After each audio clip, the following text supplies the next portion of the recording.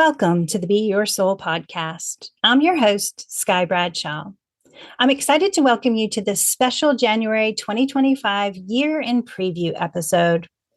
This projection episode is designed to provide clarity, insight, and a big picture view of your year ahead. We'll discuss the overall energy patterns and cycles that will shape 2025.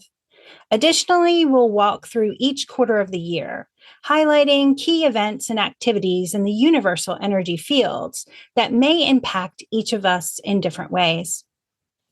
As always, I'd like to remind everyone that these projections aren't set in stone. Just like a tarot reading, I remind people that we all have free will. By using that free will, we can hear what resonates with us and make choices to help us move towards what we like and move away from the things we don't. This process is all about empowerment. I believe that spirit is a source of solutions and opportunities. It won't present something to you that you can't work with or improve upon in your life. So, as the year unfolds, you'll be equipped to make informed decisions and navigate what comes your way with confidence and clarity. But before we dive into what 2025 has to offer, let's take a moment to become fully present within our body, mind, and energy. Gently invite yourself to settle into your mind, body, and energy, and take some deep and cleansing breaths in through your nose and out through your mouth. In through your nose and out through your mouth. And allow your body to relax, relax, relax, relax. Breathing in all that you need in this moment. Breathing out any obstacles in your way. Relax, relax, relax, relax. Relax, relax, relax, relax. And as we move into this space of complete relaxation, we open up our energies to the ancestors, loved ones, and friends to come together today to heal and guide you and lift us to the highest version of ourselves in the light of the universe, so we may hear what we need to hear, know what we need to know, connect how we need to connect, and be what we need to be for our highest and best good, and the highest and best good of all involved. And with this intention, we open up space to both give and receive. Every year, I do a series of 2025 year-end preview readings where I offer a special rate and do these email readings for groupings of people. And so 20 or 30 people each year or more will order these readings, and then I sit down one solid week and get to look into the future for this grouping of people. And what I try and do is look for the similarities in each person's readings. Does everyone have a certain instance happening at a certain time? And then take that and expand upon it, doing an overall universal reading for the collective. And so last year we started doing this for the podcast for the first month of the year and gave the first year in preview on the podcast. And I decided to keep that tradition alive and do it again this year. And so I hope that you enjoy this overall energy imprint for the universal energy and the collective, and, take it with that free will grain of salt. How it works in your world may be different to how it works in your neighbor's world, and really try and see it as an opportunity to bring awareness and understanding to how patterns are going to play out for the year. And then you can always tune in to me for your own individualized 2025 reading, so you can get your personal month to month of what might be happening in your world. So the first thing I want to talk about is the overall energies and what we can expect. I talk about these universal lessons that we work on a lot. And so we stepped into 2025 with an extension of that universal lesson that we've been working on since 2000, I think. And it's about how we focus on the concept of elevating the positive versus fixing energy. And we got really hyper focused in fixing as a populace. And, there is this feeling of needing to put our hands in and stop or eradicate or control situations. And that energy of fixing really has taken us out of our abundant mindset. We're working in control and the finite energy of control. And 2025 invites us to tune in a different way to how we create solution to the situations that we may come across. And the way that I describe it really simply is, if we had a sadness and we did not like the sadness and we wanted to work on the sadness not affecting our world, we can hyper focus on the sadness, try and stop the sadness, control the sadness, get rid of the sadness. Or we can look at what is the opposite of sadness, which is happiness. And we can multiply the happiness in our lives times 10. And so when we do that, while the sadness still exists because we're humans and things happen, we can look at the impact that the sadness has in our world. And when we have an abundance of the opposite, then the sadness becomes a drop in the bucket. While it's still a drop, it's not as impactful on us. And that's what this 2025 message that we start with is really all about. Instead of hyper focusing on the malady, we multiply the medicine so strongly that the malady cannot exist in a place where it takes up valuable space, time, and energy in our world. So that's the first thing that I want you to think about as you're working through your 25 and as you're moving forward. It couples into a couple more messages. And the other one is 2025 is going to be a magnetization year. And I always like to tell people an abundance of what, like what are we magnetizing?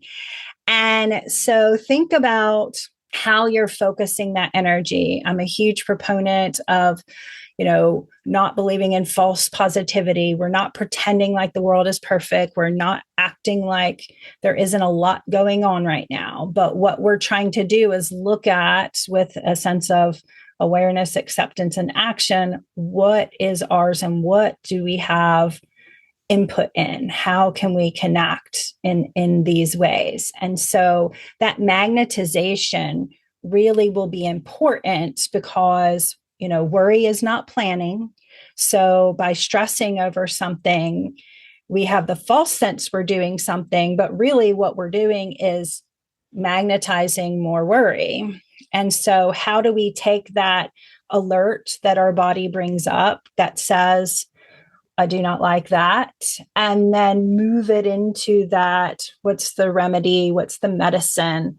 Like, what do we need to infuse in our world to feel more at peace, centered, empowered, free, whatever the thing is. And so recognizing if we can see this abundance and recognize that it exists this year, it's going this magnetization, energy goes where our attention flows, and that's going to be a big truth for this year. And so how do we remember that, use it to our advantage, and at the very least, not use it as a weapon against ourselves? And so thinking along those lines, which brings us into the third thing that we really want to look at, which is working in intention versus expectation. And intention allows us to look forward at a goal or at a plan or at a future positioning and give ourselves permission to see how this could come into play. Expectation is a formula. It is A plus B equals C. And if A doesn't happen, then B can't happen, and I will never get C. And I shut myself to one particular pathway. And this expectation creates limiting belief and limiting energy. Intention says, I would like this, and I'm open to do the work to get there. And as I take my steps forward, I'm also open to that work becoming adaptable. And adaptability, I believe, is one of humankind's greatest gifts. So when we give ourselves that ability to be able to change plans, change our mind, make different decisions, find a different way, then that intention really calls to us in an easier way, because we can say, like, what I would like is this. And there's 1,000 ways to get there. And there's 1,000 ways that that might look. But, I am tuning in to the feel of it, what value it brings to my world, the connection that I have with it. And so therefore it can adapt and adjust in ways that there isn't that limiting access to it. So all of those are kind of this overarching energy of the year that we want to pay attention to. And as you move through all of those, the last thing that I will say that is very important for 25 is working in your trilogies. And trilogy is mind, body, and energy. And when we go through the quarters and we see what's coming up in each one, I want you to think of each one of these instances, or even in your own personal work and the things that you're doing in your life. I want you to think of how you're embracing your trilogy in each thing. Even if I'm washing the dishes, there's a physical act that's going on. I have an emotional connection, a feeling in regards to it, and an energy input. And the trilogy will always, when we bring that fullness to it, will always bring us to our center. It will always allow us to be our authentic self in whatever we're doing, whether it's grunt work or beautiful work. Like the trilogy, embracing all aspects of the self, allow us to stay centered. And when we're centered, then we're more in tune with our authentic self. When we're more in tune with our authentic self, then we are more rooted to our truths. That allows self-trust to grow, that allows self-love to grow, that allows our alignment with our highest and best good to grow.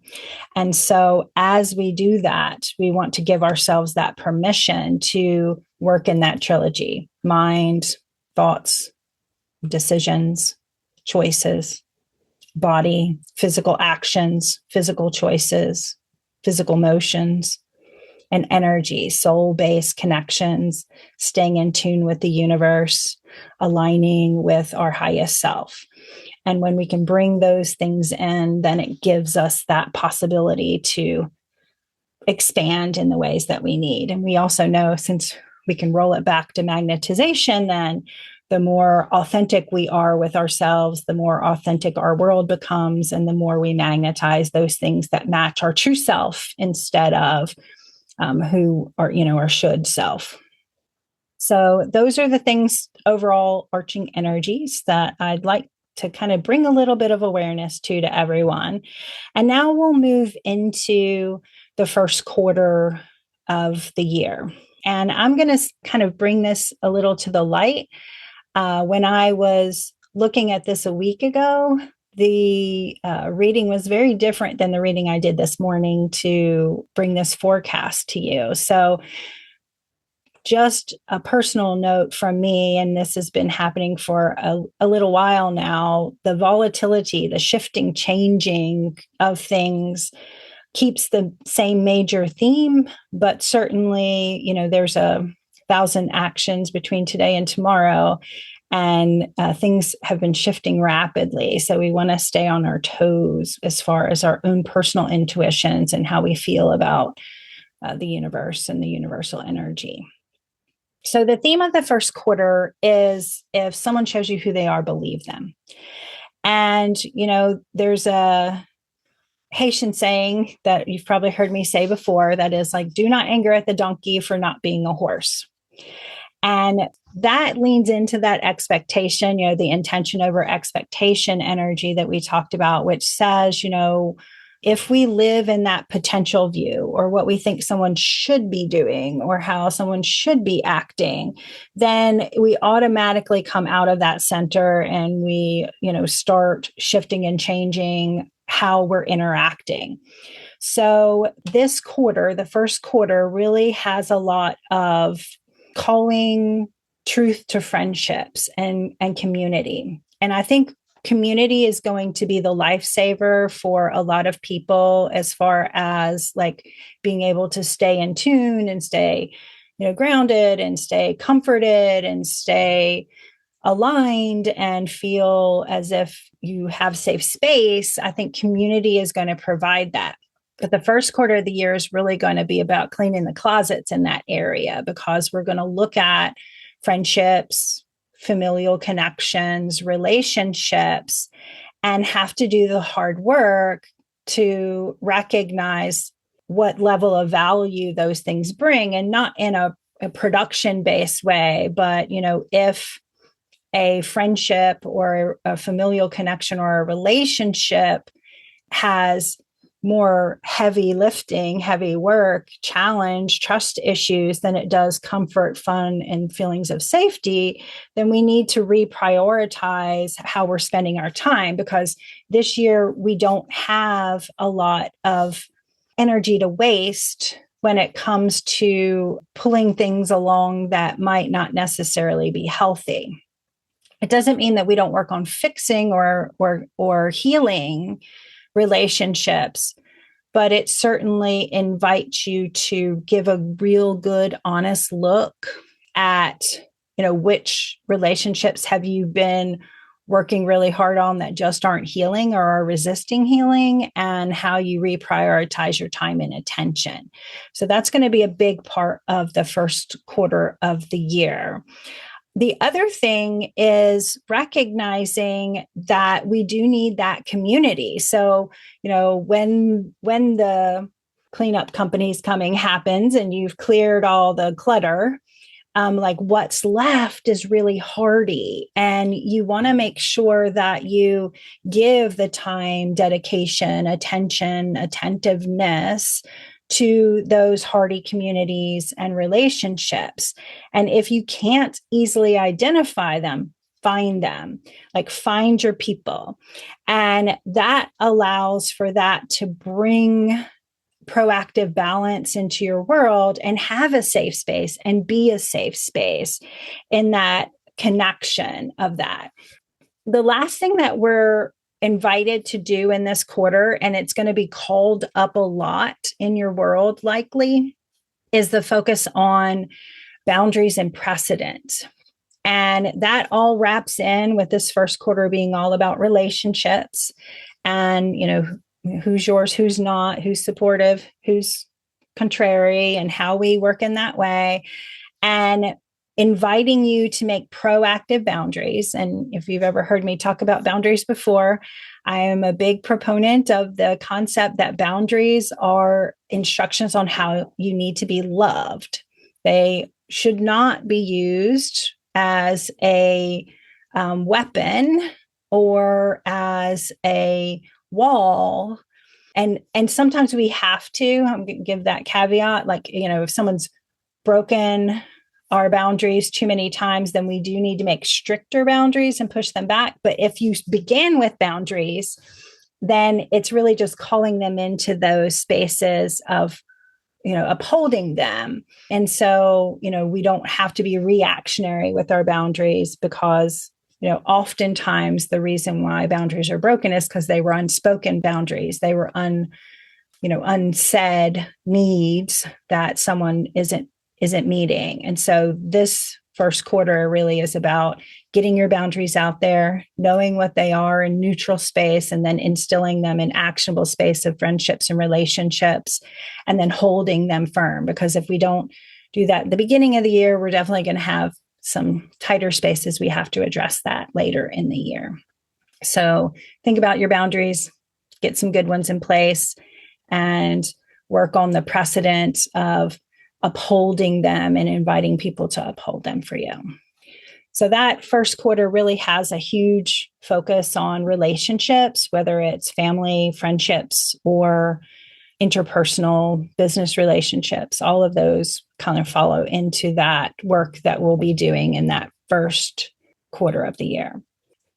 The second quarter of the year really tunes into that magnetization and spaces of abundance. And remember, abundance doesn't necessarily always have to be of good things. It is, where our attention and energy goes. So we want to try and approach the second quarter of the year really clean and clear and in that healthy positive position, not the false positive position or toxic positivity.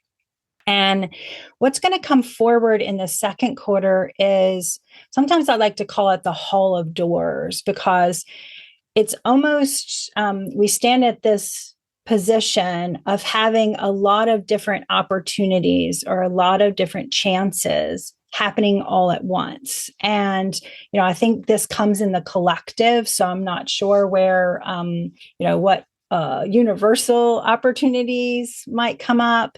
But in this, I think it does work in the micro with so many people having different changes in life, different opportunities, different ways to tune in to focusing on those changes, and a lot of people making the choice for change and calling opportunities towards them. When we work in that, calling them in that way, we really want to look at not only immediate satiation. So we might go for an opportunity that feels good right now, but because of the way that this year spreads out, we also want to make sure that will that opportunity that feels good right now still feel good in 6 months or 8 months? Do we believe that? And obviously with adaptability, we get to shift and change that, but we want to think present moments need, as well as, is this a long-term opportunity and how does that move up and forward from there? And that allows us to tap into that universal source energy and bring that abundance towards us. And, I will say it probably 20 more times before we finish this, but remembering what your abundance is of. So we don't want to create an opportunity to spite the challenge we're in. We want to focus solely on the opportunity. So that's where the abundance of energy comes from and goes to. If we are doing it to escape or eradicate or fight against, then we take that, challenge energy into the opportunity with us. So we want to make sure that we're addressing those things separately. And that allows you to go into that healthy flow of adaptation. And in these opportunities, I also feel like that sort of energy that I was saying about doing this reading last week and doing this reading this week and how it shifts and changes, I think that that's going to be a big part of how our opportunities come forward. So it doesn't mean, don't get attached or don't be committed to an opportunity. It really more has like allowing that flexibility, that creativity, that adaptability to be able to move into how you're making decisions, how you're moving forward in opportunities, and what that looks like. And, I always love to remind people that one of the greatest parts of being human is we can make as many choices as we'd like. And so using that as you're going forward, it doesn't mean start something, stop something, start something, stop something. It just means like, how do you allow a fluid navigation in those spaces?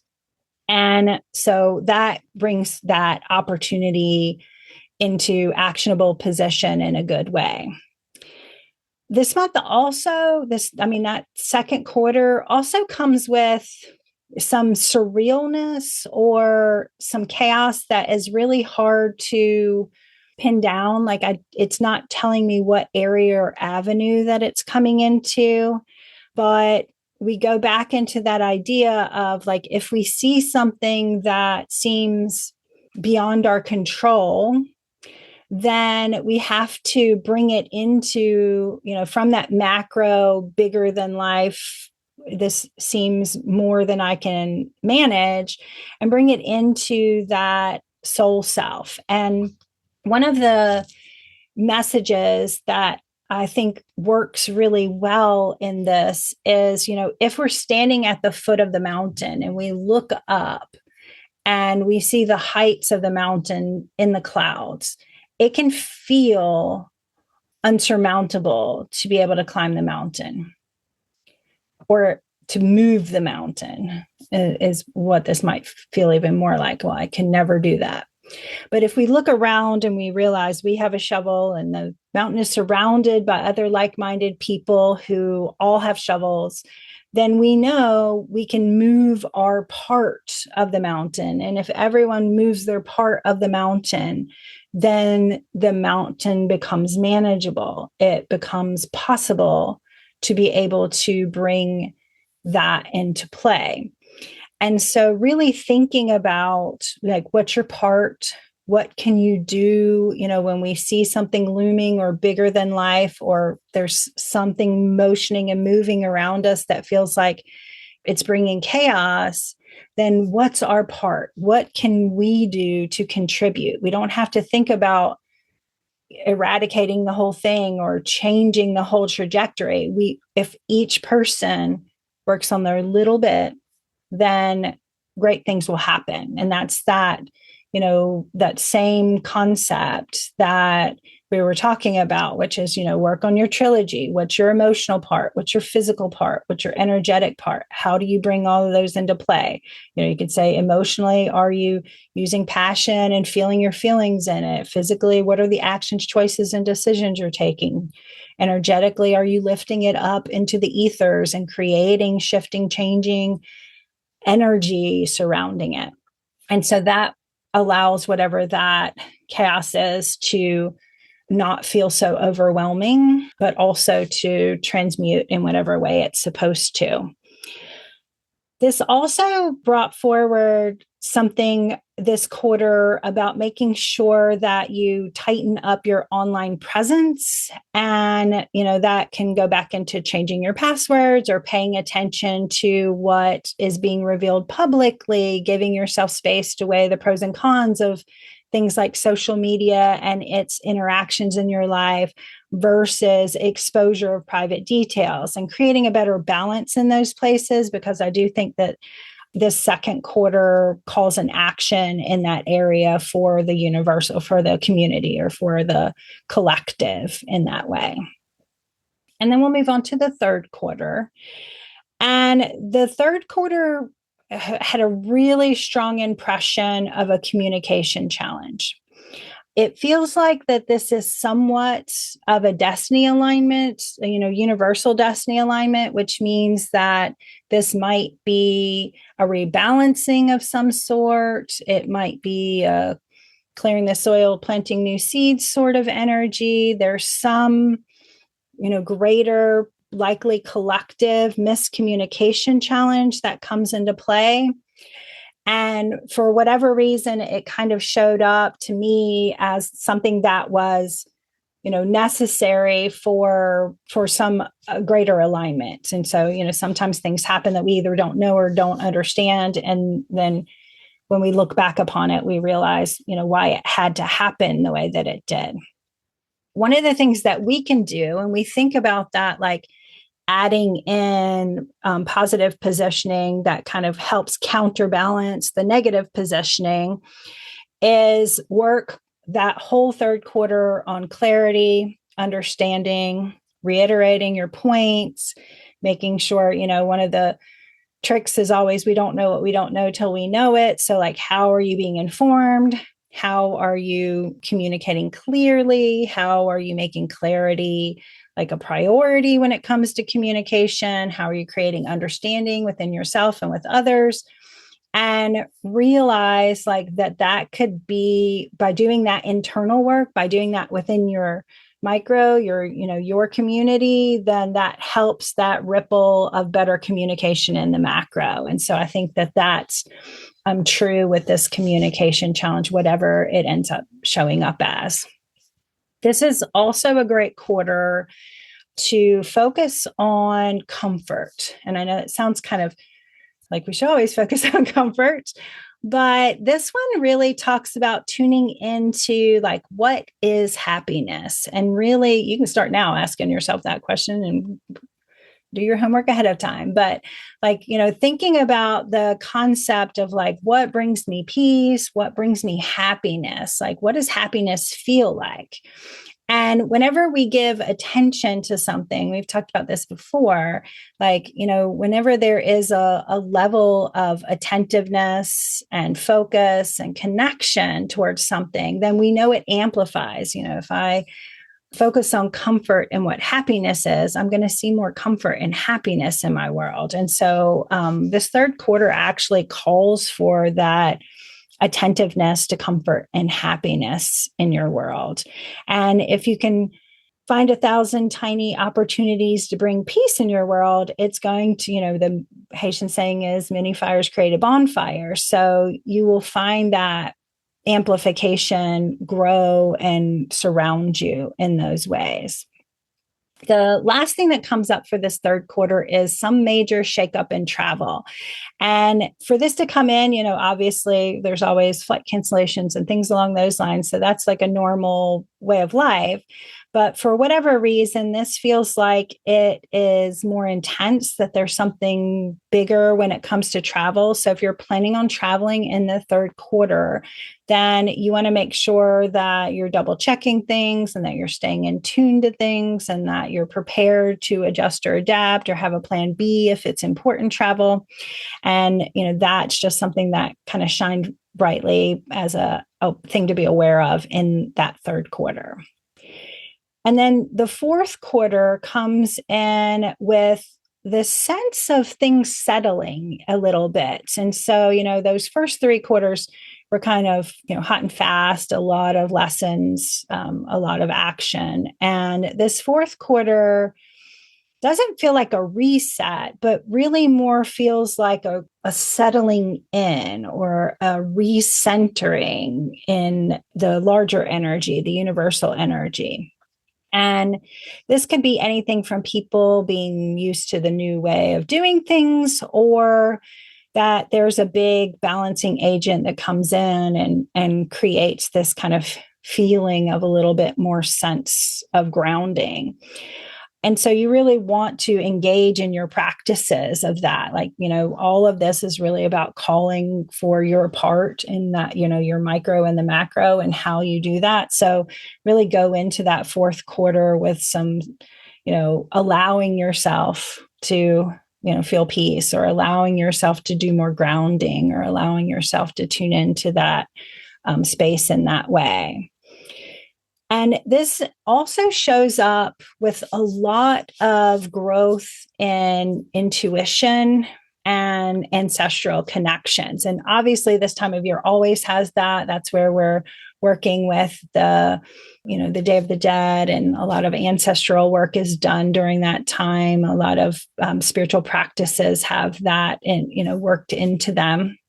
But this seems greater than that. It seems like people who might not normally tune into their intuitions are, feeling them very strongly, or people, there's feels like a little bit of an awakening that happens. So people who might not have been in that mindset, coming to that position. A lot more ancestral activity happening during that time than usual, even though there is a normal amount of heightened during that time as the veil thins. And so I'm a big fan of preparedness, especially when it comes to spiritual practice, and realizing like, are you working out your intuitive muscles? Are you doing the work? So when this, energy gets louder, it doesn't take you by surprise or take you off guard.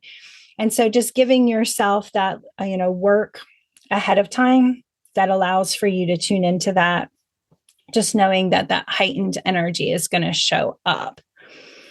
And the last thing that comes in this quarter is a renewed hope, or a greater big picture view vantage point. And this was really that feeling settled into me as I was doing the reading. Like it almost felt like it settled in a visceral way within me. And so it didn't come as like, this is what's going to happen. That brings the sense of settledness to the collective, or this is the action that, makes everyone feel a little more comfortable or have a little more hope. But it definitely felt like overall that there was this like, like sitting back and feeling of a sense of greater connectivity to like hope and optimism and the vantage point of how things move forward. And so that seemed to kind of settle into the end of the year in a nice way. And so that's what came forward, not only in this reading, but like I said, looking at the collective, a lot of the similar messages came through with the individualized readings that I did for people looking forward into 2025. I'm going to remind everyone, that we do have that power of free will. There are 1,000 paths to get us where we're going, or more, really.